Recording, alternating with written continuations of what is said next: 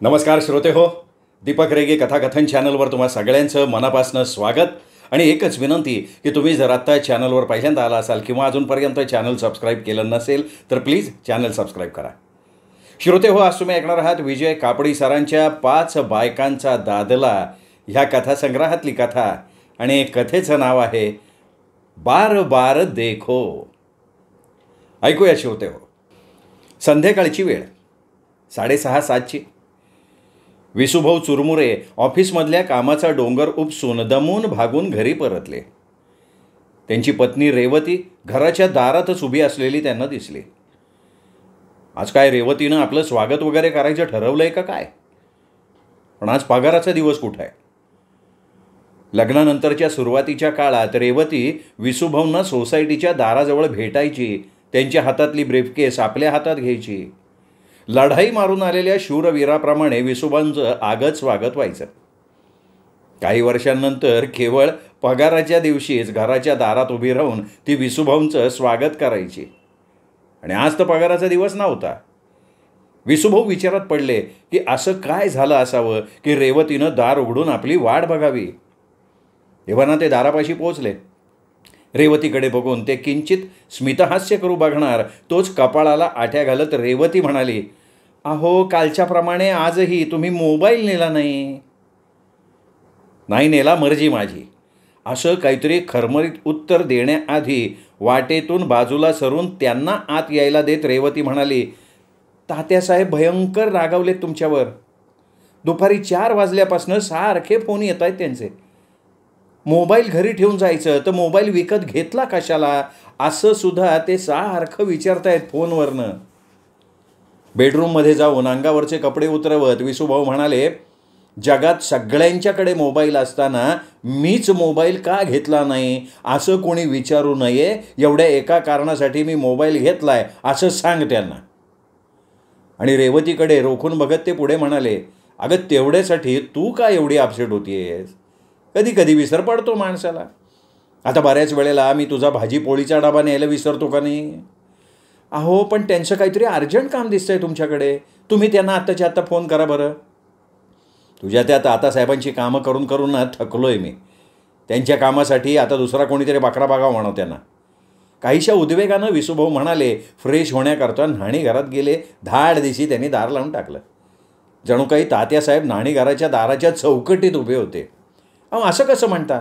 हा फ्लॅट घ्यायच्या वेळी बिल्डरशी बोलून 25,000चा डिस्काउंट नाही का मिळवून दिला त्यांनी? बंद दाराच्या बाहेर उभं राहून रेवतीनं सवाल केला. त्याबरोबर दार उघडून डोकं बाहेर काढून विसूभाऊंनी विचारलं, इथलं काम मला शांतपणे करू देणार आहेस का? आणि पुन्हा धाड दिशी दार लावून टाकलं. कडी लावली. विजेच्या चपळाईनं रेवती मागे सरकली म्हणून वाचली, नाही तर कपाळ मोक्ष अटळ होता. न्हाणी घरातली कामं आटोपून कमरेला टुवाल बांधून विसूभाऊ बाहेर आले. तोच रेवती संभाषण पूजे चालू ठेवण्यासाठी काहीतरी म्हणायला जाणार त्याआधी विसूभाऊच म्हणाले, त्यांनी तो डिस्काउंट मिळवून दिला नसताना तरी माझं काही अडणार नव्हतं. इतके लाख रुपये टाकले, त्यात आणखीन 25,000 टाकले असते की. मग त्याचवेळी का नाही सांगितलं होतं त्यांना? डिस्काउंट मिळवून दिल्याबद्दल 1,500चं घड्याळ दिलं ना त्यांना. काळा कुत्रा चावला होता ना मला, म्हणून तसा वागलो मी. अगं, त्या 25,000 रुपयांच्या देडक्या वाचवण्याच्या बदल्यात मला त्यांची किती आणि कसली कसली कामं करावी लागतात याची कल्पना आहे का तुला? तुझे ते दूरचे मामा, पण माझं आणि त्यांचं नातं एकच. ते मालक आणि मी त्यांचा घरगडी. अगं, ऑफिसमध्ये 10 जण माझ्या हाताखाली काम करतात आणि मी राबतोय तात्यासाहेबांच्याकडे. त्यांच्या घरी जायची सोय नाही. घरी गेलो तर कित्येक छोटी मोठी कामं माझी वाट बघत असतात. अहो, किती वैतागताय तुम्ही. आणि ते काय परके आहेत का? त्यांच्या घरची कामं म्हणजे आपल्या घरच्या कामांसारखी नाही का? रेवतीनं किंचित सूर बदलण्याचं ठरवलेलं असावं, पण विसूभाऊंवर त्याचा काही परिणाम झाला नाही. अधिक वैतागून ते म्हणाले, कधी कधी वाटतं ना 25,000चा चेक मारावा त्यांच्या तोंडावर आणि व्हावं मोकळं या त्रासातनं. मग तुम्ही बिल्डरला नेऊन द्या ना 25,000 रुपये. रेवतीने नवीन युक्तिवाद वापरला. बिल्डरला का म्हणून देऊ? बिल्डरनी मला दिलेत का? तात्यासाहेबांच्या सांगण्यावरनं कमी केलेत त्याने. विसूभाऊंनी प्रतियुक्तिवाद ऐकवला. तेवढ्यात फोन वाजला. आला, तात्यासाहेबांचा फोन आला, आता तुम्हीच निस्तारा, असं म्हणत रेवती स्वयंपाकघरात निघून गेली. विसूभाऊंनी वाजणाऱ्या फोनकडे डोळे वटारून रागानं बघितलं. 4-2 शिव्या पुटपुटून झाल्या आणि मग केवळ नाईलाज असतो त्यांनी फोन उचलला आणि कानाची लावत म्हणाले, हॅलो. अरे विसूभाऊ ना रे, आलास का रे ऑफिसमधनं? आल्या आल्या का नाही फोन केलास रे मला? रेवतीनं सांगितलं ना माझा फोन येऊन गेले म्हणून.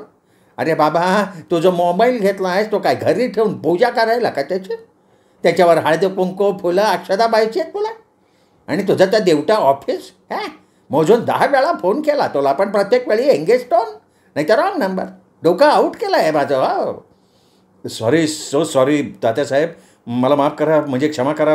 बाकी तुम्ही बरे आहात ना? ठेवू का फोन? विसूभाऊ फोन ठेवायला निघाले. अरे ठेवू काय? काही बाई ठेवायची? मी कशा करता तुला फोन केला आहे ते विचारशील का नाही? अरे हो, ते राहिलंच. काय काम काढलं तात्यासाहेब? नीट ऐक. माझे स्नेही आहेत काकासाहेब घारपुरे. त्यांना तू ओळखतोस? कोण काकासाहेब घारपुरे? हे नाव मी जन्मात पहिल्यांदा आज ऐकतोय तात्यासाहेब, आणि तेही तुमच्या तोंडून. ऐकलंस ना आता ऐकलंस ना? आता पुढचं ऐक. अरे त्यांची मुलगी कल्पना. तिचं काय झालं? काय कोणाचा हातबीत धरून पळून गेली काय ती? विसूभाऊने घाबरून विचारलं. अहो, 4-2 महिन्यापूर्वी तात्यासाहेबांच्या आणखीन एका जिवलग मित्राची मुलगी एका गुंड मावाल्याच्या नादाला लागून पळून गेली होती. तात्यासाहेबांच्या सांगण्यानुसार विसूभाऊ त्या गुंड मावाल्याच्या महागुंड मावाली बापाकडे तक्रार घेऊन गेले. त्यावेळी त्या गुंड मावाली पोरांनी आणि महागुंड मावाली बापांनी विसूभाऊंना चांगला चोप दिला आणि खबरदार माझ्या मुलाची तक्रार घेऊन आलात तर असा हाग्यात दमसुद्धा दिला. त्या प्रकरणाची आठवण होताच विसूभाऊंच्या अंगावर भीतीचा काटा सरसरून उभा राहिला. आता शुभा बोल नाऱ्या तर नाऱ्या म्हणतोय, मंडपाला आग लागो. अशातला प्रकार चाललाय तुझा. हे बघ, एक काकासाहेब घारपुरेंची कल्पना त्या आमच्या मामासाहेबांच्या देविकेसारखे चंचल नाही आहे, लक्षात ठेव. तर काकासाहेबांच्या कल्पनाला एक मुलगा सांगून आलाय. कल्पनाला दाखवायचा कार्यक्रम उद्या परवा होणार आहे. या कार्यक्रमाला मला स्वतःला जातीने हजर राहायचं आहे. हो. तात्यासाहेब सांगत सुटले होते आणि या सगळ्यात आपल्याला नेमकी कुठली भूमिका बजावायची आहे हे काही विसूभाऊंच्या लक्षात येत नव्हतं. तात्यासाहेब पुढे सांगत होते, आता तुला प्रश्न पडेल की तुला नेमकं काय करायचं आहे. तर नीट ऐक. प्रस्तावना थोडी लांबली, पण ती तुझ्या डोक्यात लख प्रकाश पाडावा म्हणून. तर तुझं काम एवढंच. तो कार्यक्रम नेमका कुठे कधी होणार आहे त्याची माहिती काढायची. ती सुद्धा लवकरात लवकर माहिती काढायची. कदाचित तो कार्यक्रम उद्यासुद्धा व्हायची शक्यता आहे. त्यामुळे आत्ताच्या आत्ता तुला घरातनं बाहेर पडणं भाग आहे. नाही, कल्पना आहे मला कल्पना आहे की तू ऑफिसमधनं आत्ताच घरी आलायस, जमला आहेस. पण त्यापेक्षा माझं हे आत्ताचं काम फार महत्त्वाचं आहे. अरे तो कार्यक्रम माझा चुकला आणि त्या कल्पनाला असा तसा नवरा मिळाला तर मी स्वतःला जन्मभर माफ करू शकणार नाही. नाही, ते ठीक आहे तात्यासाहेब, पण ही माहिती तुमच्यापर्यंत पोचवायला आधी ती मला मिळाली पाहिजे ना माहिती. ती कोण देणार मला माहिती? मी तुमच्या काकासाहेबांना ओळखत नाही आणि त्यांच्या कल्पनाला जो मुलगा सांगून आला आहे त्याचं तर मला नावच काय, तो काळा आहे का गोरा आहे हे सुद्धा ठाऊक नाही. मग अशा परिस्थितीत मला हे सगळं जमणार कसं? विसूभाऊने आपलं रडगाणं सुरू ठेवलं. हे बघ, असा महाभारतातल्या युद्धप्रसंगी गांगरून गेलेल्या अर्जुनाप्रमाणे हतवीर्य होऊ नकोस. मुख्य म्हणजे माझं बोलणं पूर्ण व्हायच्या आधी तू तुझी भीती व्यक्त करतोयस. अरे कल्पनाचे काका म्हणजे काकासाहेबांचे धाकटे बंधू मार्तंडराव घारपुरे हे तुझ्या घराजवळ राहतात. त्यांचा पत्ता माझ्याजवळ आहे. त्या पत्त्यावर जा, त्यांची भेट घे. अरे सख्या पुतणीला दाखवण्याचा कार्यक्रम म्हटल्यावर ते सुद्धा उपस्थित राहणारच ना तिथे. थोडक्यात काय, तर मला जी माहिती हवी आहे ती तुला त्यांच्याकडनं मिळेल. आता त्यांचा पत्ता लिहून घे. कागद पेन आहे का जवळ? नसलं तर मिळव, असलं तर लिहून घे पत्ता. कुठला गोंधळ व्हायला नको आहे. हे बघ, कल्पनाला मी माझी मुलगी मानतो. मुलगी ती चांगल्या स्थळी पडायला हवी आहे मला. लिहून घे, पत्ता लिहून घे. आणि मार्तंडराव घारपुरे यांचा पत्ता विसूभाऊंनी लिहून घेतल्याचं कळल्यावर तात्यासाहेब म्हणाले, काम फते झालं की मला लगेच फोन करायचा बरं का. हो, रात्र कितीही उलटून गेली तरी काही हरकत नाही. आणखी एक, मी काकासाहेबांच्या घरी फोन केला होता, पण फोन कोणी घेत नाही आहे त्यांच्याकडे. एक तर फोन बिघडला असेल किंवा घरची मंडळी उद्याच्या कार्यक्रमाच्या तयारीसाठी घराच्या बाहेर पडले असतील. तू व्यवस्थित काम कर सांगितल्याप्रमाणे. माझी सगळी भीस्त तुझ्यावर आहे रे बाबा. ठेवतो फोन. हो. त्या कुणा मार्तंडराव घारपुरेचा पत्ता लिहिलेला कागद विसूभाऊंनी पुन्हा एकदा बघितला आणि थप्प दिशी कपाळावर हात मारला. तशी रेवती जवळ आली. सगळा गुंता तिच्यावर कानावर घालण्यासाठी विसूभाऊंनी तोंड उघडलं, मात्र रेवती म्हणाली, मला सांगायची गरज नाही आहे, मी ऐकलंय सगळं इंटरकॉमवरनं, पत्ता नीट लिहून घेतलाय ना. तर काय त्या पत्त्यावर ते भेटले की झालं. तर आत्यासाहेबांचं काम आहे काय नाही काय. हे घ्या, तुमच्या आवडीचे दडपे पोहे केलेत मी. दडप्या पोह्याची टेकडी असलेली बशी रेवतीनं विसूभाऊंच्या हातावर ठेवली. बशीतले दडपे पोहे बघताच विसूभाऊंची सगळी मरगळ कुठल्या कुठे पळून गेली. दडपे पोहे हा त्यांचा क्रमांक 2चा वीक पॉईंट. पहिला वीक पॉईंट अर्थात रेवती. दडपे पोह्याच्या चांगल्या 2 बशा पोटात दडपून गरमागरम कॉफी घेऊन ते मार्तंडराव घारपुरे यांना गाठायला निघाले. तात्यासाहेबांनी त्यांचा घरचा पत्ता मिळवण्याऐवजी फोन किंवा मोबाईल नंबर मिळवला असता तर घरच्या घरात बसून काम झालं असतं. आपला हा विचार रेवतीच्या कानावर घातल्यावरती म्हणाली, असली कामं फोनवर होत नाही तो नीट. तुम्ही भेट घ्या त्यांची, त्या निमित्तानं तुमच्या ओळखी वाढतील. सध्याच्या काळात कुणाला कोणाची मदत लागेल काही सांगता येणार नाही.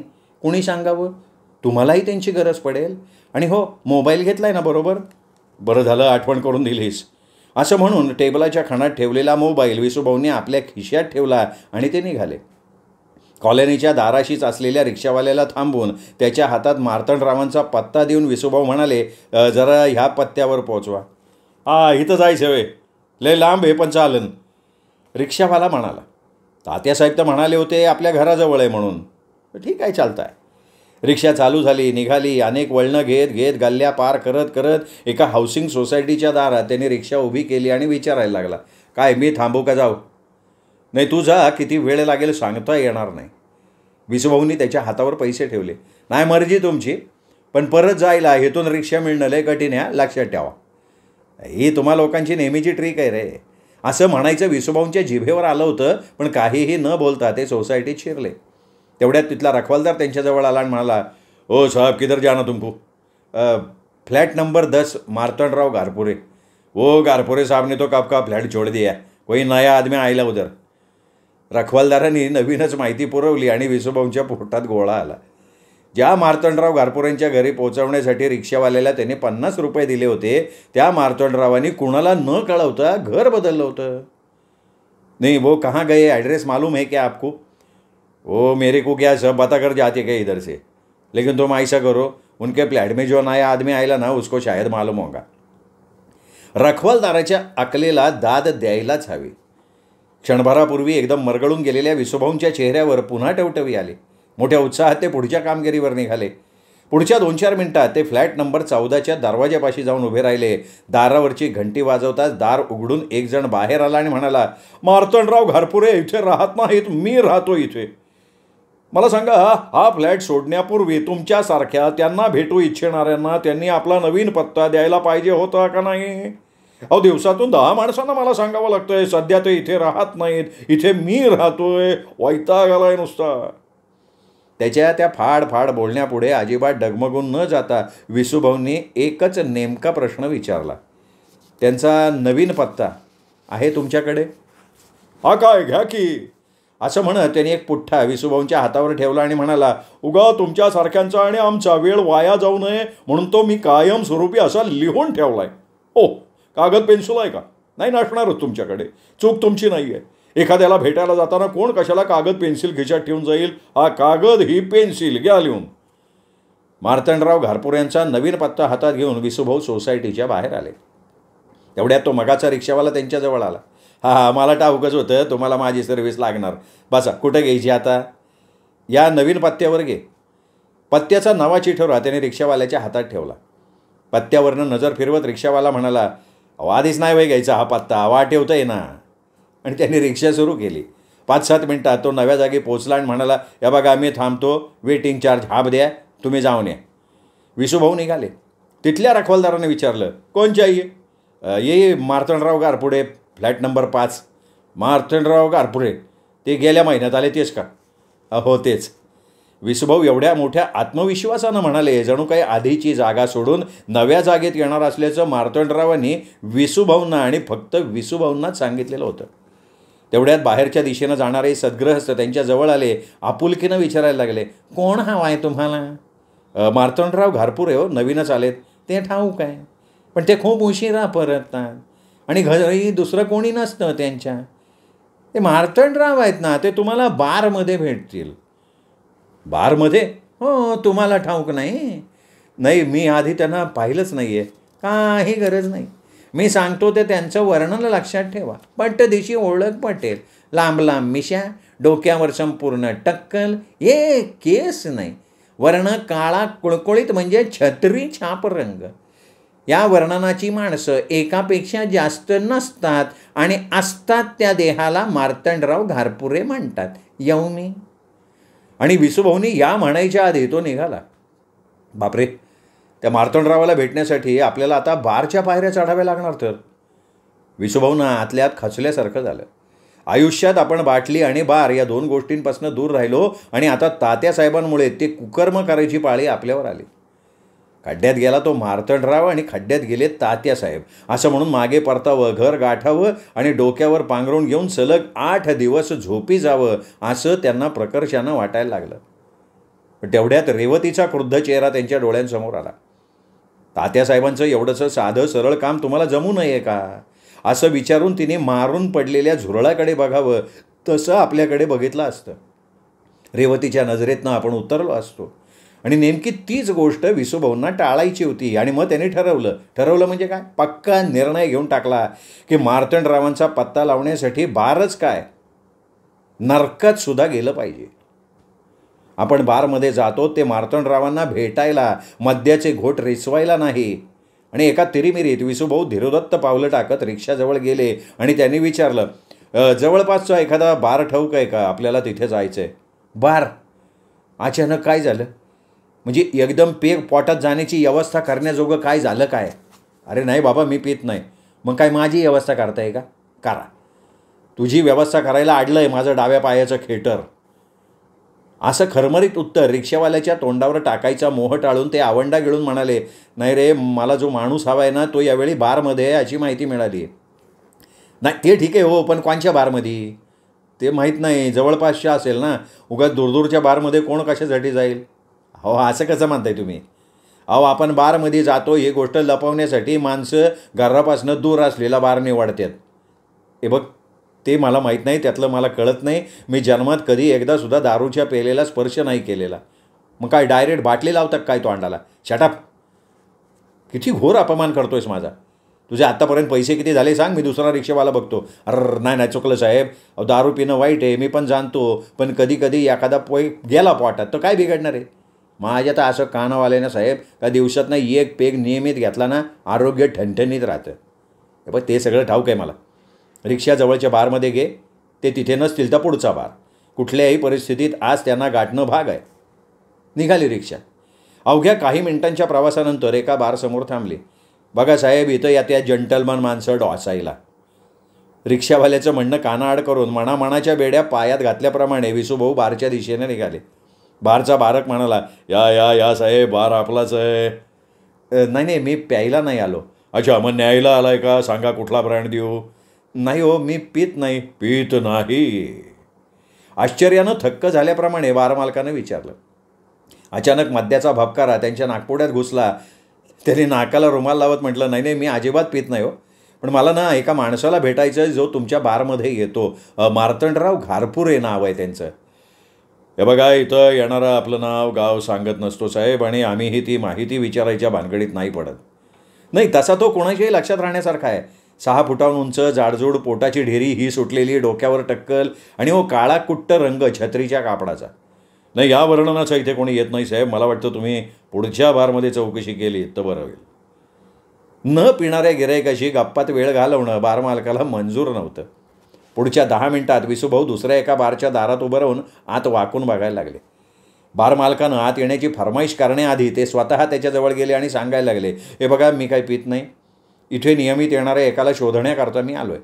तो माणूस 6 फुटाहून अधिक उंच आहे, जाडजूड आहे, पोटाची ही भली मोठी ढेरी आहे, डोक्यावर टक्कल आहे, रंग छत्रीच्या कापडासारखा म्हणजे काळा. येतो का असा माणूस तुमच्याकडे? मार्तंडराव घारपुरे नाव आहे त्यांचं.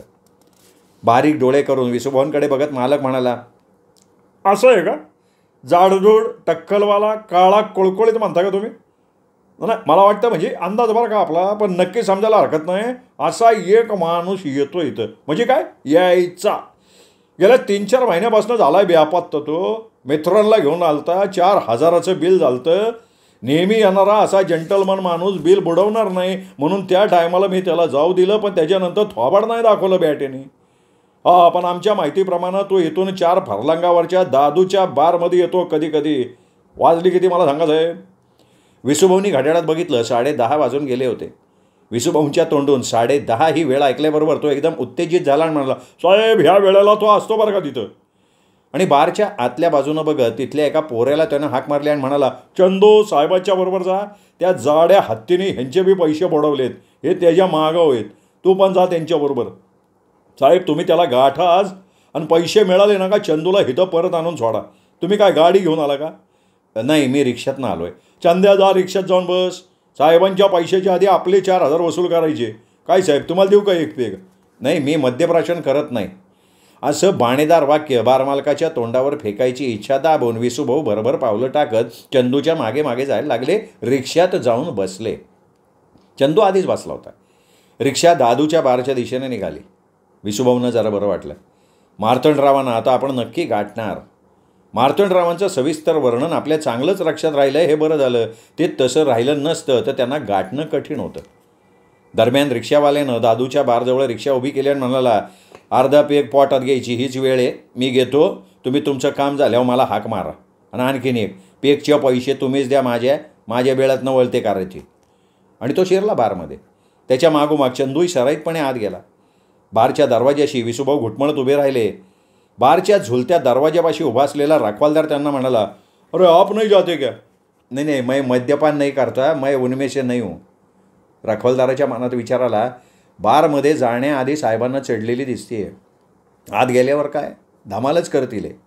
तेवढे चंदू बाहेर आला. चेहरा पाडून म्हणाला, वो नाही आहे अंदर. विसूभाऊंनी कपाळावर हात मारून घेतला आणि म्हणाले, आता काय करायचं? और एक बार है नजदीक, उधर जाते आपण. अरे पण त्या रिक्षावाल्याचं काय, त्याचं काय झालं? साहेब तुम्ही खरं पित नाही का हो? चंदूनं शंका काढली. त्याबरोबर विसूभाऊ कडाडले, गप्पा, एक शब्द बोलायचं नाही. काय रे, तुला काय संशय यावा माझ्या पिण्याच्या खरे खोटेपणाचा?